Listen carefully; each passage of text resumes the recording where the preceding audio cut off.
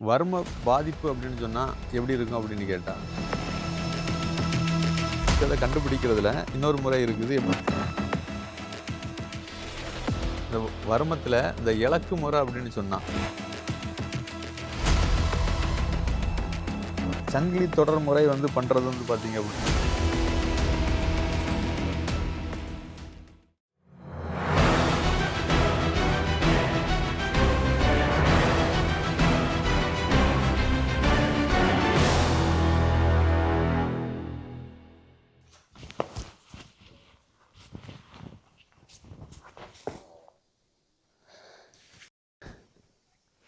இப்போ பார்த்தீங்க அப்படின்னு சொன்னா, நம்ம அடப்பு கால வர்மம் எப்படி குடுக்குறது அப்படிங்கிறத அந்த வீடியோல முழுக்க பார்ப்போம். நம்ம இப்போ பார்க்குறது அடப்ப கால வர்மம்.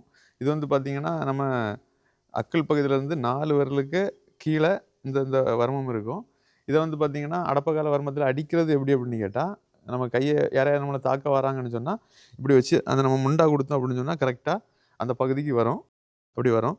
அப்புறம் வந்து பார்த்தீங்கன்னா, அவங்கள செயலிழக்க வைக்கிறதுக்கு அது அதில அடிச்ச உடனே அவங்களுக்கு ஒரு மூச்சு திணறல் டக்குனு வந்து ஒரு அட்டாக் ஆகும். ஒரு ஒரு 10 செகண்ட் வந்து கரெக்ட்டா மூச்சு விட முடியாது, அடிச்ச உடனே. அப்போ உடனே அப்படியே பிடிச்சு நம்ம கைய திருக்கணும் அப்படின்னு சொன்னா, அப்படியே திருக்கி நம்ம நினைத்த திசைக்கு அவங்கள கொண்டு வரலாம் கண்ட்ரோல்ல. கொண்டு வந்துட்டு நம்ம காலையோ, கையோ போட்டு அப்படியே லாக் பண்ணி அவங்கள பிடிச்சிருந்தோம் அப்படின்னு சொன்னா, நம்ம கண்ட்ரோல்ல இருப்பாங்க. இன்னும் அவங்களுக்கு வலிக்கிறது மாரி, இல்லன்னா அவங்கள கரெக்ட்டா கீழ வைக்கிற மாரி பண்ணோம்னா, இந்த கையையும், இந்த இதையும் பிரஸ் பண்ணோம்னா போதுமானது. அவங்களுக்கு நம்ம கண்ட்ரோல்ல இருப்பாங்க. இது வந்து தாக்கக்கூடிய முறை. இதுல வந்து பார்த்தீங்கன்னா, மருத்துவத்துக்குன்னு சொல்லிக்கிட்டு, நுரையீரல் சம்மந்தப்பட்ட அத்தனை வியாதிகளுக்கும் இந்த வர்மத்த ஆக்டிவேட் பண்ணோம் அப்படின்னு சொன்னா, கொஞ்சம் கொஞ்சமா ரெக்யூர்மென்ட் கிடைக்கும். இதே இதில தாக்கணும் அப்படின்னு சொன்னா, பார்த்தீங்க அப்படின்னு சொன்னா, நம்ம கரெக்ட்டா சாப்பிட முடியாது. கரெக்ட்டா சுவாசிக்க முடியாது.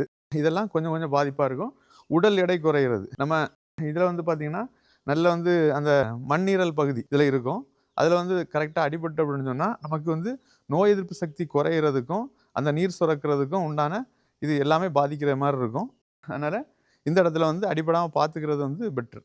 வர்ம பாதிப்பு அப்படின்னு சொன்னா எப்படி இருக்கும் அப்படின்னு கேட்டா, இப்போ வந்து பார்த்தீங்கன்னா, வர்மத்தில ஒரு இடத்துல அடிபட்டுட்டு, பல்லை பகுதியில அடிபட்டுருக்குது. இது வர்ம அடிபட்டுருக்குதா? வர்மம் மூலம் உடம்புல பாதிச்சிருக்கா அப்படின்னு சொல்லி தெரிஞ்சுக்கிறதுக்கு 1, 2 சிம்ப்டம்ஸ் இருக்குது. இது வந்து பார்த்தீங்க அப்படின்னு சொன்னா, மூச்சு விடும்போது ஒரு உருமல் சவுண்ட் மாரி கேட்கும். அது பக்கத்தில நிக்கக்கூடியவங்களுக்கு வரைக்கும் கேட்கும். அந்த மாரி பட்ட ஒரு சவுண்டு. நம்ம சாதா மூச்சு விடுறதோட கொஞ்சம் வித்தியாசம் இருக்கும். அப்புறம் வந்து கரெக்ட்டா சாப்பிட்டுட மாட்டாங்க. கரெக்ட்டா மூச்சு விட்டுட மாட்டாங்க. எப்பவும் அதுக்காக அந்த மூச்சு விடும்போதே திணறுன மாரி இருக்கும். சாப்பிடும்போது சாப்பாடு சரியா இறங்காது. பசிக்கும். ஆனா ஒழுங்கா சாப்பிட முடியாது. அதுக்கடுத்தால வந்து பார்த்தீங்கன்னா, உடல் எடை கொஞ்சம் கொஞ்சமா குறைஞ்சுக்கிட்டே இருக்கும். பார்த்தீங்க அப்படின்னா, அப்புறம் ஒரு ஒரு சின்ன பெயின் அந்த கூடுதலா அடிபட்ட இடத்துல இருக்கும். அதுக்கப்புறம் உடம்பு ஃபுல்லாவே ஒரு சின்ன பெயின் இருக்கும். இதெல்லாம் வந்து பார்த்தீங்க அப்படின்னு சொன்னா, வர்ம பாதிப்பு இருக்கு அப்படின்னு சொல்லி தெரிஞ்சுக்கலாம். இதில வந்து நம்ம எப்படி இத சரி பண்றது? என்னென்ன உணவுகள்லாம் எடுத்துக்கிறது அப்படின்னு சொல்லி பார்ப்போம். வர்ம அடி தான் பட்டிருக்கு அப்படிங்கிறத கன்ஃபார்ம் பண்ணோம் அப்படின்னு சொன்னா, கன்ஃபார்ம் பண்ண பிறகு வல்லாரையும், வேலிப்பருத்தியும் வந்து பார்த்தீங்கன்னா, சம அளவுக்கு எடுத்து, இதில வந்து சந்தனம் மாதிரி அத அரைச்சு எல்லா இடமும் பூசணும்.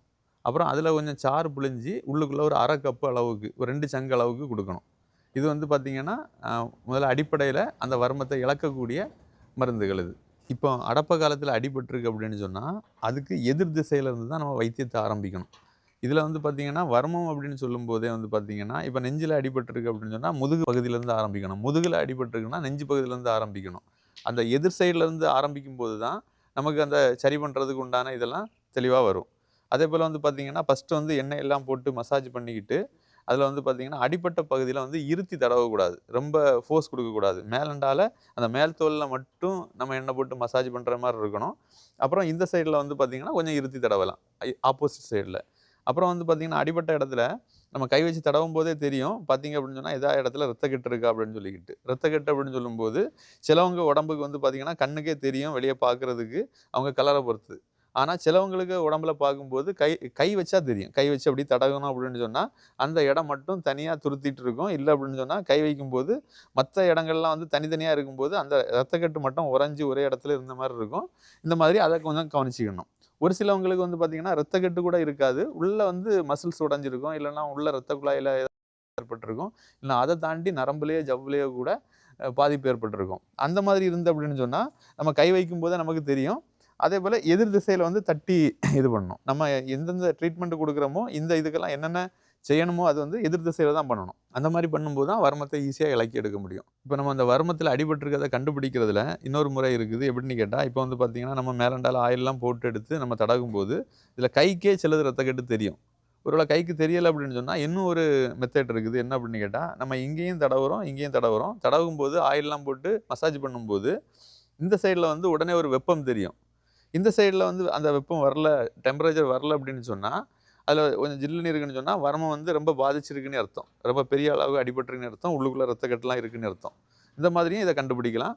இதுக்கு வந்து பார்த்தீங்க அப்படின்னு சொன்னால், இதை நம்ம சரி பண்ணுறதுக்கு அதுலேயும் அந்த அந்த டெம்பரேச்சர் வந்து ஜில்லுன்னு இருந்ததுன்னு வச்சுக்கோங்களேன், அது வந்து ரொம்ப சீரியஸான ஒரு அடியாட்டு இருக்கும். உடனே அவங்கள வந்து ஒரு கிட்டத்தட்ட நம்ம கூடால வச்சியே கொஞ்சம் ஒரு 7 நாள் 10 நாள் ட்ரீட்மெண்ட் கொடுக்கக்கூடிய அளவுக்கு உண்டான அது அடியாக இருக்கும். அதே போல் இதுக்கு வந்து உணவு நம்ம சாதாரணமாக சின்ன அடியாக இருக்கும், இல்லைனா பெருசாக ஒன்றும் அதில் பாதிச்சிருக்காது. ஆனால் வரும பாதிப்பு இருக்குது அப்படின்னு சொன்னால் உணவுகள் முறையிலே நிறையா சரி பண்ண முடியும். குறிப்பாக வந்து உளுந்து, காணம் இதெல்லாம் வந்து உணவில் நீங்கள் நிறையா எடுத்துக்கிட்டீங்க அப்படின்னு சொன்னால் அது வந்து ஈஸியாக நம்ம உடம்பை ரிக்கவர் பண்ணுறதுக்கு பயன்படும்.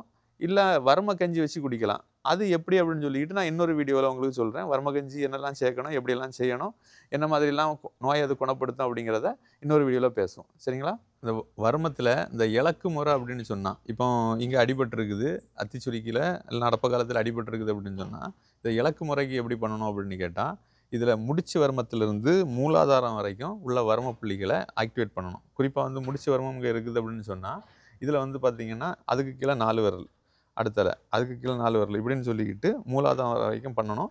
அது எப்படி பண்ணணும் அப்படின்னு கேட்டால், இப்போ நீங்கள் வந்து பார்த்தீங்கன்னா அதை ஆக்டிவேட் பண்ணுறதுக்கு ஒரு மீடியமான ப்ரெஷர் கொடுக்கணும்.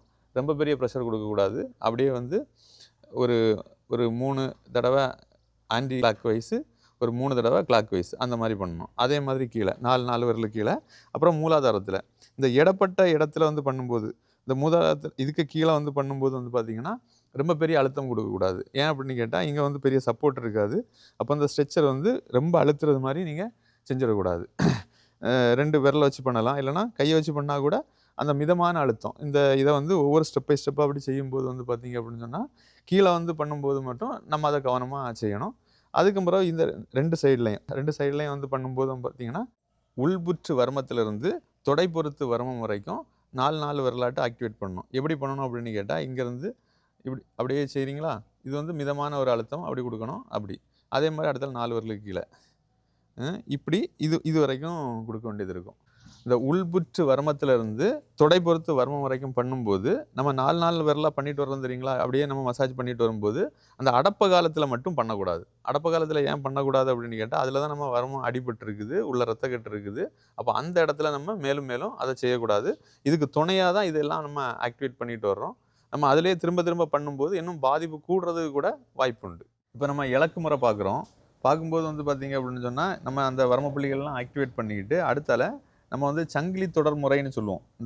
அந்த மசாஜ் முறைக்கு என்ன அப்படின்னு கேட்டால், நம்ம ஒரே ஆங்கிளில், அதாவது ஒரே ஃபார்முலாவில் அப்படியே செய்யணும். மாற்றி மாற்றி எடக்கு முடக்காலாம் செய்யக்கூடாது. அப்போ அப்படி செய்யும்போது வந்து பார்த்திங்கன்னா, இப்படி இந்த மாதிரி ரொட்டேட் பண்ணுறோம்னா எப்படி ஆரம்பித்த இடத்துல பண்ணுறோமோ அதே இடத்துல வந்து முடிக்கணும். இந்த மாதிரி ஒரு 24 முறை இந்த வயசில், அப்படியே ரிவர்ஸில் ஒரு 24 முறை இந்த மாதிரி அது செஞ்சோம் அப்படின்னு சொன்னால் இந்த இலக்கு முறையை வந்து கிளியராக பண்ணிடுவோம். அதுக்கப்புறம் வந்து பார்த்திங்கன்னா லைட்டாக தட்டுறது. இப்போ பார்த்திங்க அப்படின்னு சொன்னால் இந்த இடத்துல அடிபட்டுருக்கு, இந்த சைடில் அடிபட்டுருக்கு அப்படின்னு சொன்னால் இந்த சைடில் ஃபுல்லாக தட்டி இது பண்ணணும். இங்கேருந்து இப்போ பார்த்திங்கன்னா 1 2 3 1 2 3 1 2 3 1 2 3 2 3 இதே மாதிரி ஒரு 3 ஸ்டெப்பாட்டு கூட செஞ்சிடலாம். இங்கே ஒன்று, அடுத்தல இதில் ஒன்று, இந்த நிலத்துக்கு அடுத்தல இதில் ஒன்று, இந்த மாதிரி செய்யணும். இது இலக்கு முறை. இதில் எப்படி அந்த வருமத்தை இலக்கி எடுக்கிறது அப்படிங்கிற அந்த மெத்தேடு. சங்கிலி தொடர் முறை வந்து பண்ணுறது வந்து பார்த்திங்க அப்படின்னு சொன்னால், நம்ம எந்தெந்த வரும புள்ளிகளை ஆக்டிவேட் பண்ணுறோமோ அந்தந்த வரும புள்ளிகள் அத்தனையும் நம்ம அப்படியே கனெக்ட் பண்ணணும். அப்படியே ஒரு ரொட்டேஷனில் வரணும். இதுதான் இதில் முக்கியமான இந்த சங்கிலி தொடர் முறையில் உள்ள இது. நம்ம ஆப்போசிட் பண்ணும்போதும் அதே மாதிரி வரணும். சரிங்களா? இப்போ நீங்கள் பார்த்த விஷயங்கள்லாம் வந்து பார்த்திங்கன்னா ரொம்ப எளிமையாக செய்யக்கூடியது தான். இதுதான் நம்ம சித்த மருத்துவத்தோட ரொம்ப சிறப்புன்னு கூட சொல்லலாம். ஆனால் இதில் குறிப்பாக நீங்கள் புரிஞ்சிக்கக்கூடிய ஒரு விஷயம் இருக்குது. எப்படின்னு கேட்டால், நம்ம வந்து நோயை பற்றி தெரிஞ்சுக்கிட்டு அந்த மருத்துவங்களெல்லாம் பற்றி சொல்லும்போது இதுக்கு மூல காரணம் என்ன அப்படிங்கிறத தெரிஞ்சு தான் நம்ம மருந்து கொடுக்கணும். குறிப்பாக வந்து பார்த்திங்கன்னா தலைவலி வருது அப்படின்னு சொன்னால் அதுக்கு தலைவலிக்குள்ள மருந்தை கொடுக்கக்கூடாது. தலைவலி ஏன் வருது அப்படிங்கிறத கண்டுபிடிக்கணும். தலைவலி வந்து பார்த்தீங்கன்னா, ஒரு 2, 3 காரணங்களால வரலாம். பார்வை சரியில்லை அப்படின்னு சொன்னா தலைவலி வரும். உணவு சரியில்ல, செரிமானம் சரியில்ல, இல்லன்னா உணவு சம்மந்தப்பட்ட ஏதாவது பிரச்சனை இருக்குன்னு சொன்னாலும் தலைவலி வரும். தூக்கம் இல்ல அப்படின்னு சொன்னாலும் தலைவலி வரும். மன அழுத்தம் இருக்குது அப்படின்னு சொன்னாலும் தலைவலி வரும். அப்படி என்ன காரணம் மூலமா இருக்கு அப்படிங்கிறத கண்டுபிடிச்சு, அதுக்கு மருந்து குடுத்தோம்னா ஆட்டோமேட்டிக்கா தலைவலி தீர்ந்துரும். ஒரு நல்ல மருத்துவரா இருந்தா அப்படிதான் செய்வாங்க. இதுதான் நான் இப்போ சொல்லணும்னு நினைக்கக்கூடிய விஷயங்கள். அதேபோல இந்த ஒரு நோய்க்கு நீங்க ஏதோ ஒரு ட்ரீட்மெண்ட் பண்ணணும்னு நினைக்கிறீங்கன்னா, அது மூல காரணம் எது? எதனால அந்த இது வந்தது? எதனால திரும்ப வராம இருக்கிறதுக்கு என்ன செய்யணும்? அப்படிங்கிறத பார்த்து மருந்து குடுக்கணும். இந்த மாரி நெறைய வீடியோக்கள் வந்து நாங்க உங்களுக்கு தொடர்ந்து தரலாம் அப்படின்னு சொல்லிட்டு இருக்கிறோம். குறிப்பா வந்து 108 வர்மங்கள பற்றி விளக்கமா சொல்லி, அது என்னென்ன இடத்துல இருக்குது? அத எப்படி ஆக்டிவேட் பண்ணணும்? எப்படி அதனால உள்ள பாதிப்புகள்லாம் வரும்? அதுல பாதிப்பு வந்துன்னு சொன்னாலும் எப்படி சரி பண்ணணும்? அப்படிங்கிற வீடியோலாம் தொடர்ந்து வரும். எங்க கூடால இணைப்பிலே இருங்க. நம்ம சேனல சப்ஸ்கிரைப் பண்ணுங்க, லைக் பண்ணுங்க. இது யாருக்கெல்லாம் தேவைன்னு நினைக்கிறீங்களோ அவங்களுக்கெல்லாம் ஷேர் பண்ணுங்க. நன்றி, வணக்கம்.